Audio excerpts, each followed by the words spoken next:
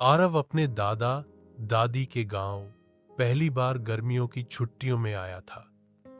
दिल्ली से दूर ये गांव मोबाइल नेटवर्क से कटा हुआ था। न इंटरनेट, न गेम्स और न ही दोस्तों की चैट। शाम को दादी ने खाना खाते हुए एक पुरानी बात सुनाई। देखो बेटा, सूरज डूबने से पहले जंगल के पास मत जाना।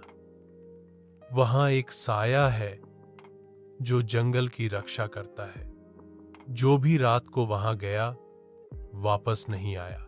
अगली सुबह आरव का प्यारा कुत्ता शेरू अचानक गायब हो गया। गांव वालों ने कहा कि शायद वह जंगल की तरफ चला गया। बिना किसी को बताए आरव एक टॉर्च, बिस्किट का पैकेट और पानी की बोतल लेकर जंगल की ओर निकल पड़ा। जंगल में हवा बहुत अजीब सी थी, मानो कुछ फुसफुसा रहा हो। पत्तों की सरसराहट, दूर से आती उल्लू की आवाज और हर कदम पर लगता कि कोई पीछा कर रहा है। कुछ दूर चलने के बाद उसे एक पुराना खंडहर दिखा जिसमें एक टूटा फूटा मंदिर था।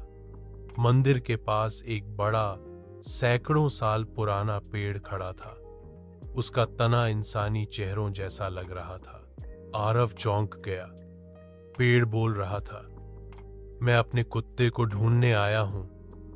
आरव ने कांपती आवाज में जवाब दिया। पेड़ ने धीरे धीरे अपनी कहानी सुनाई। मैं इस जंगल का रक्षक हूं। सदियों पहले एक लालची राजा ने इस जंगल को काटने की कोशिश की थी। जंगल ने उसे रोक दिया, लेकिन तब से यह श्रापित हो गया। हर 100 साल में एक बच्चा जंगल में आता है जो जंगल की गूंज को सुन सकता है। इस बार वो बच्चा तुम हो।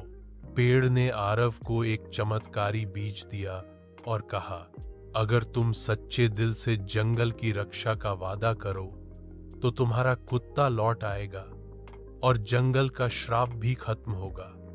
लेकिन तुम्हें 3 घंटे के भीतर जंगल के 3 हिस्सों से होकर यह बीज मंदिर में चढ़ाना होगा। अगर असफल हुए तो तुम और शेरू यहीं के होकर रह जाओगे। आरव बिना डरे निकल पड़ा।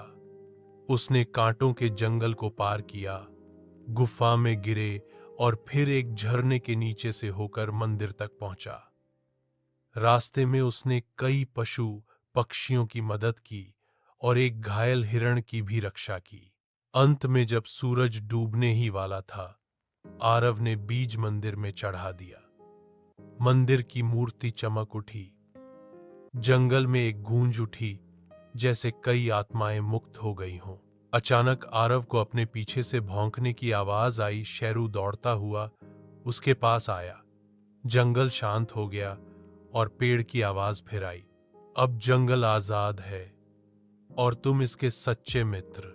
आरव गांव लौटा तो सब चौंक गए।